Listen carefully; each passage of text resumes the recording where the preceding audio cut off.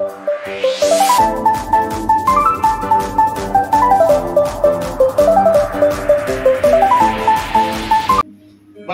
surga, ini kami datang di hadapan-Mu ya Tuhan. Kami mau mendengarkan firman-Mu. Kami mau menyerahkan waktu ini untuk Engkau berbicara kepada kami pribadi lepas pribadi. Kami serahkan hati kami ya Tuhan. Kami serahkan jiwa roh kami. Penuhilah kami dengan Roh-Mu yang kudus ya Bapa. Perangi hati kami, berikanlah kami hikmat dan pengertian untuk mengerti kebenaran-kebenaran firman yang kami dengar. Berbicaralah ya Bapa kepada kami siap mendengar. Di dalam nama Tuhan Yesus Kristus Juru Selamat kami berdoa. Haleluya. Amin. Selamat pagi semuanya. Shalom. Puji nama Tuhan, hari ini kita bisa bersyukur bersama-sama.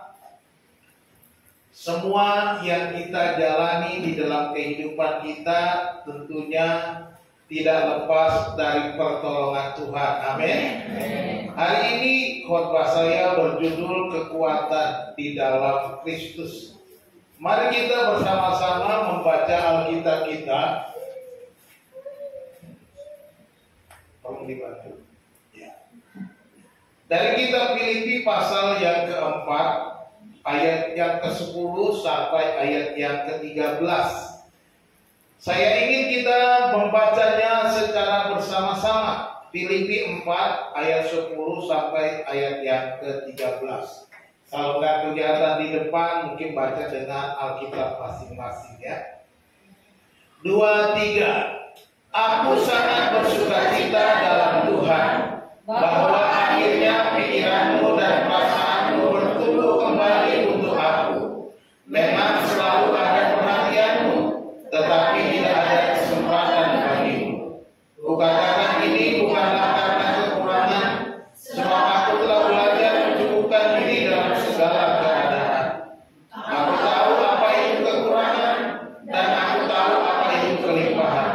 Dalam segala hal dan dalam segala perkara, tidak ada sesuatu yang merupakan rahasia bagiku, baik dalam hal kenyang maupun dalam hal kelaparan, baik dalam hal kelimpahan maupun dalam hal kekurangan.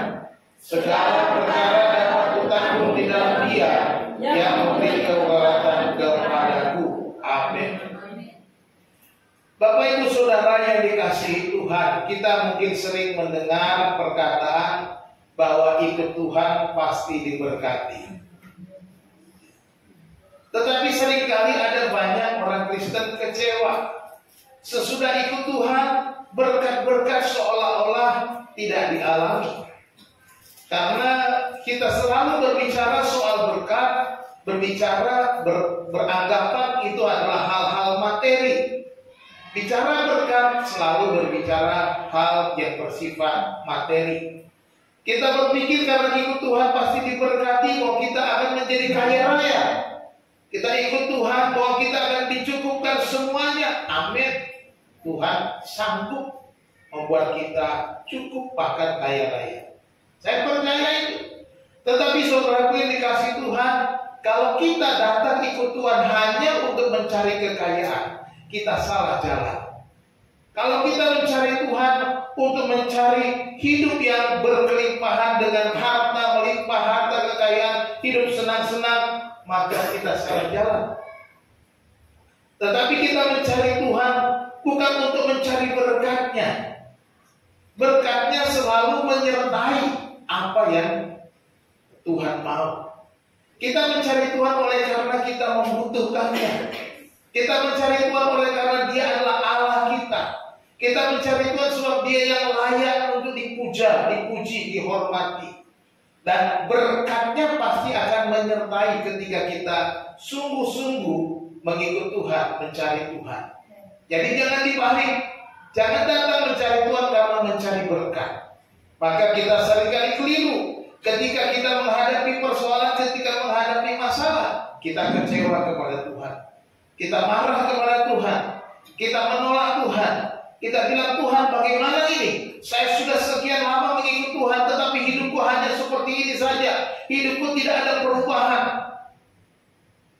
Carilah Tuhan dengan segenap hati.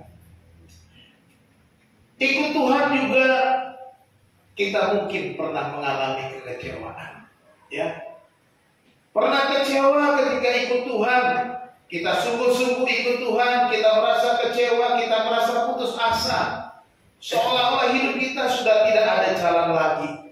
Setiap orang percaya mungkin pernah mengalami hal-hal seperti ini. Bapak Ibu Saudara dikasih Tuhan, Rasul Paulus sebagai seorang rasul, sebagai seorang Kristen, sebagai seorang percaya menjadi teladan bagi kita. Bagaimana ketika dia menjadi seorang pengikut Kristus, mengambil keputusan mengikut Yesus, dia tidak pernah menyalahkan Tuhan. Sekalipun dia mengalami kesulitan, sekalipun dia mengalami berbagai macam seperti kita baca tadi, dalam hal kehidupannya dia mengalami kelaparan, dia tahu bagaimana menghadapinya. Bahkan ketika dia menulis surat kepada jemaat di Filipi, kita semua sudah tahu bahwa dia berada di dalam penjara. Dia berada dalam keterbatasan tindakan, tidak bisa bebas bergerak, ada di dalam penjara. Tetapi dia tidak menyalahkan Tuhan. Karena apa? Dia memiliki pengertian yang benar tentang Tuhan. Dia memiliki pengertian benar tentang mengikut Kristus. Itu sebabnya dia tetap bertahan.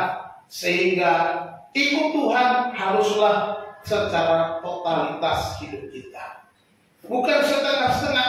Apapun yang kita alami, apapun yang akan kita hadapi, kita ikut Tuhan secara total. Jangan pernah undur oleh karena persoalan. Jangan pernah undur oleh karena kesulitan. Jangan pernah undur oleh karena berbagai macam masalah-masalah materi di dalam kehidupan kita. Ikut Tuhan harus totalitas seperti Rasul Paulus.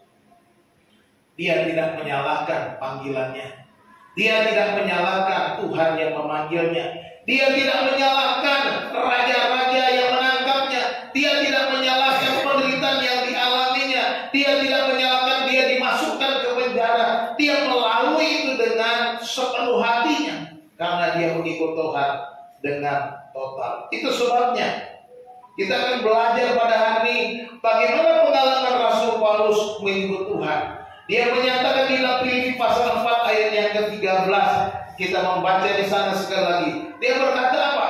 Segala perkara dapat kutanggung di dalam Dia yang memberi kekuatan kepadaku.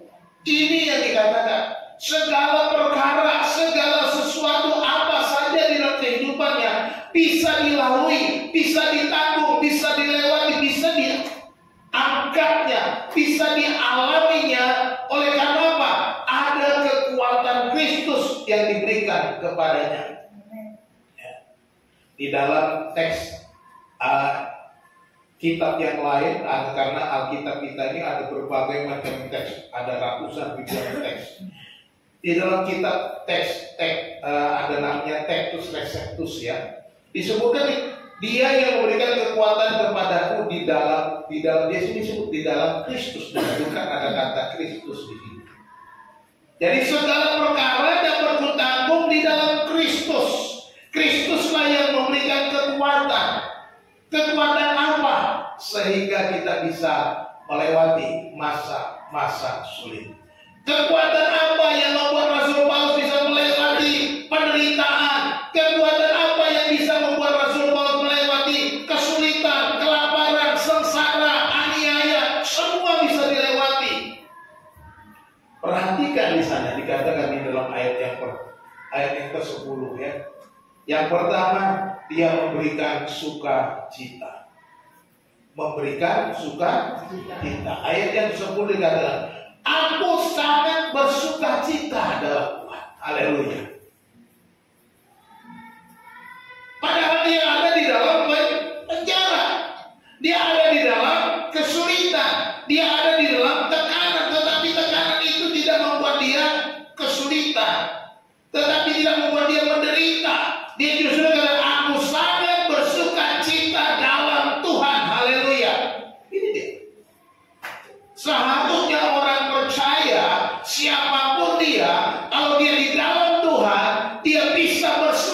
sukacita oleh karena apapun yang dihadapinya, sekalipun dia mengalami kesulitan, sekalipun dia mengalami aniaya, dia bisa bersukacita. Saudara-saudara dikasih Tuhan, inilah yang membuat Rasul Paulus bersukacita, kekuatan Kristus itu. Yesus Kristus, Dia yang memberikan kekuatan kepada kita supaya kita bisa bersukacita. Di dalam perjalanan kehidupan kita sebagai orang percaya, kita juga akan masih mengalami kesulitan, tetapi tetap ada sukacita. Jadi jangan berpikir bahwa mengikut Yesus kita bebas dari kesulitan. Kalau mengikut Yesus bebas dari persoalan. Sekali lagi saya katakan, ini sudah berulang-ulang saya katakan, selama kita hidup di dalam dunia ini, kita akan sama dengan orang-orang di luar sana juga. Sama seperti orang yang belum percaya Yesus, semua akan menghadapi persoalan. Persoalannya mungkin berbeda-beda, tetapi ada masalah kelaparan, masalah finansial, masalah uang sekolah anak, masalah uang kontrakan, masalah berbagai masalah kita akan sama dengan orang. Tetapi apa bedanya? Bedanya ada kekuatan bagi orang percaya. Amin. Ada kekuatan, ya, ada kekuatan yang berarti itu memberikan kita sukacita melayani Tuhan, sukacita ikut Tuhan. Seperti kesaksian Ibu Hana tadi, ya. Dia bilang, sejak saya terima Yesus, saya tidak pernah dikecewakan Tuhan. Ya, demikian juga saya. Sejak saya terima Yesus, sejak saya mengambil keputusan melayani Dia, tidak pernah satu kali pun Tuhan mengecewakan saya. Tapi saya pernah mengecewakan Tuhan. Ya, kita mungkin pernah mengecewakan Tuhan, tapi Tuhan tidak pernah mengecewakan kita. Ini dia, luar biasa. Dan ini yang membuat Rasul Paulus kekuatan segala perkara dapat kutanggung di dalam Dia yang memberikan kekuatan kepada. Ada kekuatan, ada power, ada kuasa dari dalam. Ya, saya katakan kata memberi kekuatan itu digunakan endinamonti, ya. Ada kata en di dalam dinamo. Dinamo itu kuasa, kekuatan, power. Jadi ada kekuatan di dalam. Jadi kekuatan itu bukan dari luar, bukan kekuatan yang datang tapi dari dalam. Kristus itu ada di dalam kita, dan di dalam kita itu Dia memberikan kekuatan menanggung penderitaan, menanggung aniaya, menanggung segala kesulitan, dan kita bisa bersukacita. Dan Paulus kata, aku bersukacita. Aku sangat bersukacita dalam Tuhan. Memang dia sangat bersukacita, kenapa? Ada penghiburan, dan bahwa akhirnya pikiranmu dan perasaanmu bertumbuh kembali untuk aku. Lihat di sana. Ada sukacita, kenapa? Sekalipun dia dalam kesulitan, dia melihat buah pelayanannya. Dia melihat bagaimana gereja di Filipi mempunyai pikiran dan perasaan yang bertumbuh untuk Rasul Paulus. Mereka ada empati, ada rasa kebersamaan, ada perhatian, dan ini sukacita yang datang dari Tuhan. Iya. Seharusnya kita melihat sekeliling kita. Kita belajar dari sekitar kita. Sekalipun kita kesulitan, oh masih ada orang-orang yang mengasihi saya. Sekalipun saya kesulitan, oh masih ada bapak saya, masih ada mama saya, masih ada anak saya, masih ada istri saya, masih ada suami saya. Ya masih punya suami tentunya. Ya, kita harus belajar. Tuhan memberikan kita orang-orang yang mendatangkan sukacita. Jadi jangan pernah putus asa, jangan pernah mengeluh, jangan pernah bersungut-sungut. Ya, sebab sukacita yang sejati tidak berasal dari hal-hal duniawi, tetapi berasal dari Tuhan. Jangan sukacitamu berasal dari hal-hal materi, itu duniawi, tetapi berasal dari Tuhan. Nah, perhatikan di sini kita melihat bahwa persaudaraan itu mendatangkan sukacita. Mari Bapak Ibu Saudara dikasih Tuhan, kita menjadikan kita sebagai keluarga Allah, keluarga segala bangsa, di mana kita saling menguatkan, di mana kita saling menopang, di mana kita saling mendoakan, di mana kita saling membantu satu dengan yang lain. Ini harus terjadi. Ini akan mendatangkan sukacita, dan Tuhan bekerja di sana. Masih ingat Mazmur 133? Masih ingat Mazmur 133 bicara tentang apa? Kerukunan. Dikatakan apa? Sungguh alangkah baiknya dan indahnya apabila saudara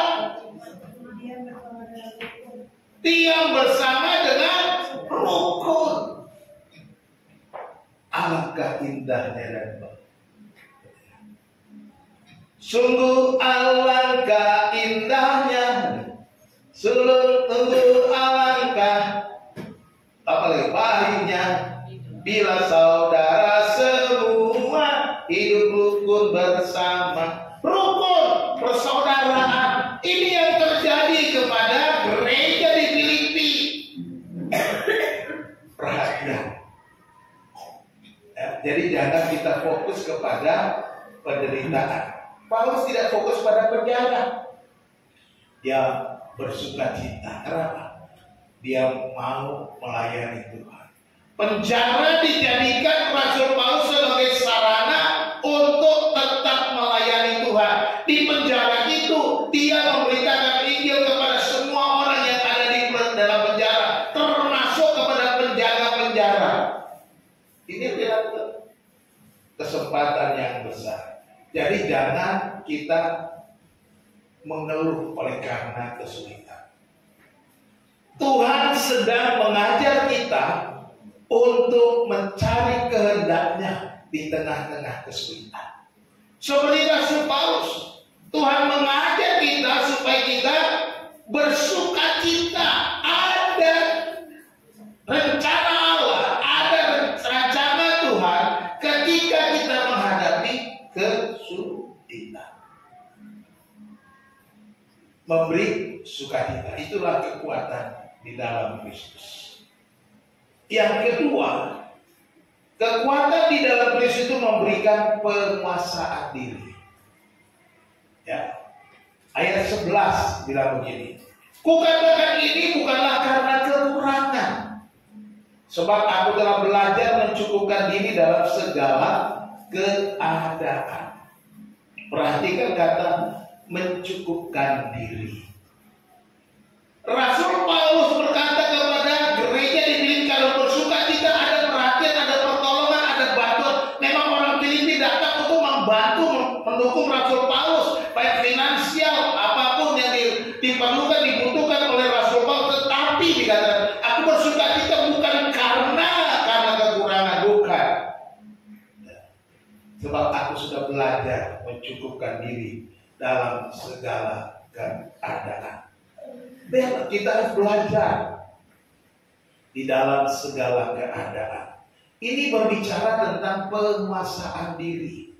Penguasaan diri terhadap hal-hal materi ini penting. Nah, seringkali kegagalan orang Kristen, kegagalan orang percaya itu karena tidak bisa menguasai dalam hal-hal materi. Tidak bisa menguasai diri dalam hal berkat-berkat materi yang Tuhan sediakan. Nah ini, karena kita keliru dalam mengelola. Saya sering kali katakan, berulang kali saya katakan sekali lagi, ingatlah bahwa setiap berkat Tuhan itu harus kita kelola dengan baik. Ada tanggung jawab sebagai seorang pengelola. Semuanya itu milik Tuhan. Berkat Tuhan, hartamu itu milik Tuhan.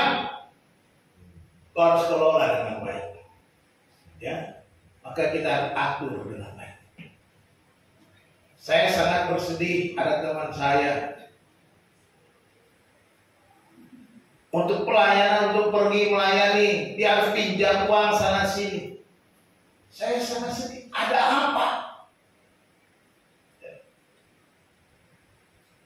Saya percaya ketika kita melayani dengan sungguh-sungguh, kita tidak perlu pinjam sana sini.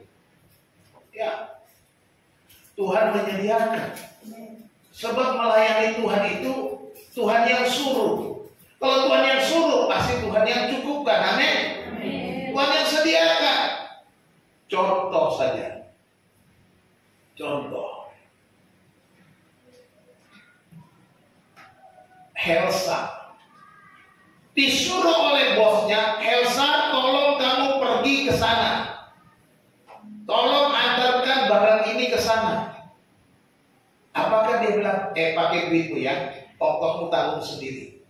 Ini urusan kantor padahal. Tentu tidak. Bosnya akan berkata, ini ongkosmu, ini uang transportmu, ini uang makanmu. Pasti dibuat begitu. Manusia aja bisa memberikan yang terbaik. Demikian juga Tuhan. Dia pasti tahu apa yang terbaik. Ketika dia menyuruh kita melayani dia, maka dia akan sediakan semua yang kita perlukan untuk pekerjaan pelayanan yang dipercayakan. Jadi ini berbicara tentang penguasaan diri. Seringkali kita tidak bisa menguasai diri dalam hal keuangan, tidak bisa menguasai diri dalam hal harta duniawi, atau yang Yesus bilang dalam hal mamon yang tak jujur. Kita kalau tidak bisa menguasai dalam hal mamon, bagaimanakah Tuhan bisa mempercayakan kita harta yang sesungguhnya? Bagaimana Tuhan bisa mempercayakan kita kepada kita yang terbaik? Kita harus cukupkan diri. Ya. Mencukupkan diri ini berarti kita harus bisa menguasai diri, mengendalikan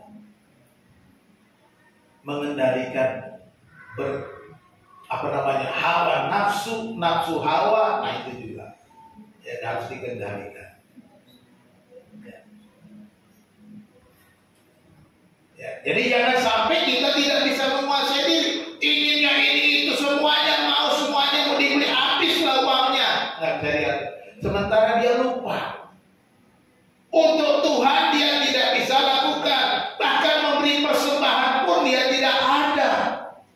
Itu keliru.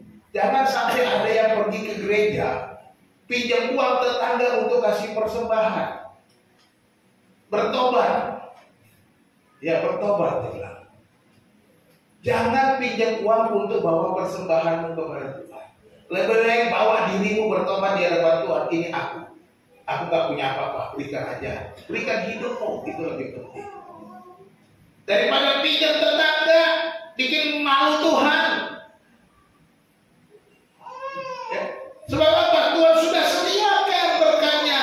Hanya engkau tidak mau mengelola dengan baik.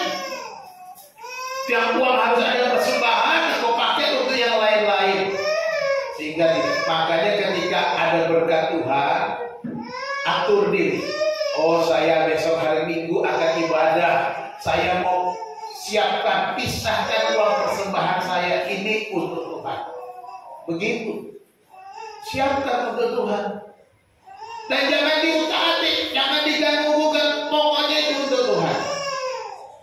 Oh, saya dapat berkat Tuhan, dapat gajian. Hari ini saya mau pisahkan persepuluhan saya. Pisahkan buat Tuhan. Nah, ini seringkali kita nggak mau. Bagian Tuhan sering kita ambil. Bagian Tuhan sering kita pakai. Ini tidak menguasai diri. Cukupkan diri. Jangan besar pasak daripada tiang. Jangan besar pengeluaran daripada pemasukan. Kita harus memikirkan bagaimana kita hidup. Ini ada pengelolaan keuangan yang harus kita tanggung jawab. Ya, kekurangan bisa terjadi, tetapi kita harus belajar cukup. Belajar cukup. Kalau memang harus berpuasa, berpuasalah. Ya. Jadi jangan pernah kita dikuasai oleh harta kita. Karena firman Tuhan, janganlah kamu menjadi hamba uang, tetapi cukupkanlah dirimu dengan apa yang ada padamu, kata firman Tuhan. Jangan menjadi hamba uang, cukupkan diri dengan apa yang ada. Ini yang Rasul Kelemahan manusia adalah tidak pernah merasa cukup. Sehingga manusia itu seringkali korupsi, menipu, mencuri, membunuh, dan lain-lain. Itu perbuatannya. Kenapa orang itu berkorupsi? Sudah kaya raya, sudah menteri, punya gaji, punya tunjangan, punya segala-galanya, hidupnya sudah enak, sudah mewah, masih korupsi. Korupsinya juga benar-benar luar biasa. Kenapa? Tidak merasa cukup. Kalau seseorang itu sudah merasa cukup, dia akan ganggu-gugat gitu. Ya. Karena kita selalu merasa kekurangan. Dikasih Tuhan berkat, gajinya 5 juta. Wah, tidak cukup. Ditambahin lagi 10 juta, tidak cukup. Ditambahin lagi 100 juta, tidak cukup. Sampai berapapun tidak cukup karena nggak pernah puas. Gak ada penguasaan diri. Tetapi kekuatan yang ada di dalam Kristus memberikan penguasaan diri. Paulus berkata, aku kata Tuhan karena kekuatan sebab aku telah belajar mencukupkan diri dalam segala keadaan. Cukupkan diri, kuasai diri. Supaya apa? Supaya kita tidak jatuh ke dalam berbagai-bagai dosa. Dosanya mengintai. Ya. Jadi apa yang harus kita lakukan? Bukan kemauanku, tetapi kehendak Tuhan yang penting. Ya, bukan mauku, ini penguasaan diri. Kalau kita masih mauku aja, maka kita tidak bisa menguasai diri. Tapi memberikan segalanya, biarlah kehendakmu yang jadi. Kan gitu ya. Seperti Yesus berdoa, ya Bapa, kalau boleh cawan ini berlalu, biarlah berlalu, tapi jangan kehendakku, melainkan kehendakmu lah yang jadi. Dalam doa Bapa kami juga jadilah kehendakmu di bumi seperti di surga. Jadi jangan mauku, kita harus selalu bergantung kepada kehendak. Ini penguasaan diri. Jadi kekuatan di dalam Kristus itu memberikan kita sukacita, kekuatan di dalam Kristus itu memberikan kita penguasaan diri. Dan yang ketiga, kekuatan di dalam Kristus memberikan rasa syukur. Amin.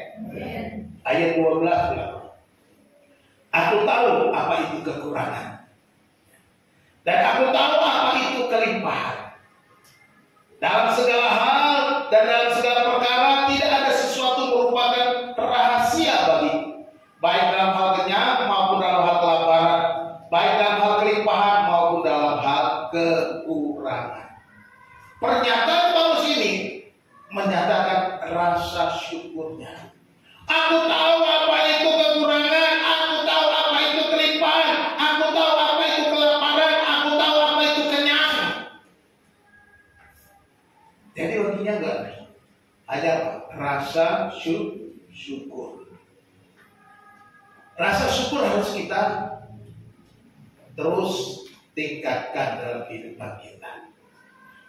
Rasa syukur harus menjadi gaya hidup kita. Bersyukur atas apapun yang Tuhan izinkan terjadi di dalam kehidupan kita. Bersyukur atas segala sesuatu, sekalipun itu hal-hal buruk terjadi, sekalipun hal-hal pahit terjadi, sekalipun hal-hal yang tidak menyenangkan terjadi, kita patut bersyukur karena dia tahu apa itu kelimpahan, dia tahu apa itu kekurangan, dia tahu apa itu kelaparan, dia tahu apa itu kenyang. Dia bersyukur. Dia penuh dengan kekuatan itu memberi kita rasa syukur. Kalau kita tidak pernah bersyukur kepada Tuhan, masih dipertanyakan apakah ada Kristus di dalam kita. Kalau ada Kristus dalam kita, maka Dia akan memberikan kekuatan. Wah, Bapak mah enak, ya. Mungkin Bapak nggak ngalamin seperti saya. Bapak nggak ngalamin betapa sulitnya hidup. Siapa yang bilang? Saya mulai pelayanan saya dengan modal dengkul. Saya memulai pelayanan menikah dengan ibu anak itu dengan tidak ada apa-apanya, hidup kontrak. Semuanya saya lewati dengan rasa syukur.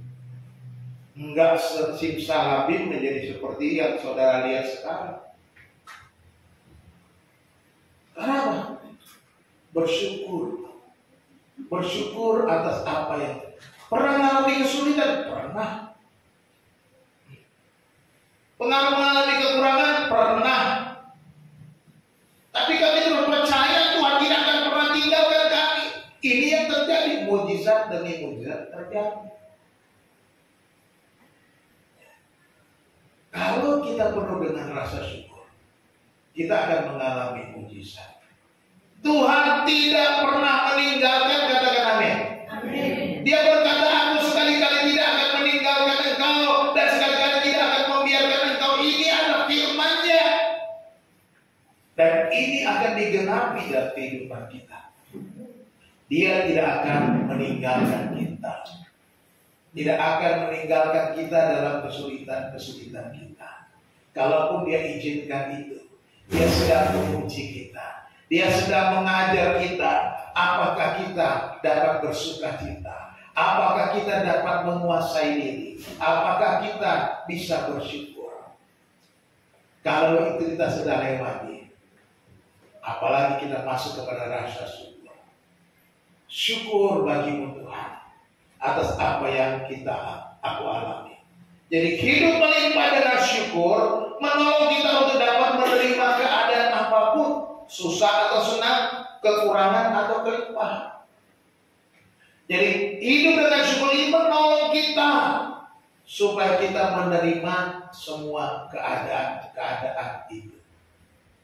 Memang keadaan senang gampang diterima, keadaan kelimpahan gampang kita, tetapi keadaan susah, keadaan kekurangan. Tetapi orang-orang yang selalu bersyukur kepada Tuhan, dia bisa melewati itu dan menerima semua itu dengan sukacita, menguasai diri dan bersyukur kepada Tuhan. Inilah yang harus kita. Ini yang Paulus katakan, segala perkara dapat kutanggung di dalam Dia yang memberikan kekuatan kepadaku. Ini kekuatan karena Kristus bekerja dari dalam. Kita melihat bahwa Tuhan mengizinkan hal-hal yang buruk dalam hidup ini untuk kita terus belajar bersyukur. Tuhan izinkan itu supaya kita terus belajar dan belajar. Kita belum lulus sampai Tuhan datang atau sampai Tuhan panggil. Kalau Tuhan sudah panggil, sudah lulus. Pak Rusman, Pak Sibon sudah lulus, sudah lewat, nggak diuji lagi, nggak ada ujian lagi, Pak. Kalau saudara mau lulus sekarang, ya minta Tuhan panggil saya sekarang, gitu aja. Gitu, lulus tuh selesai. Tapi kan nggak ada yang mau kan? Ada yang mau duluan? Nah, Opung mau katanya. Ya.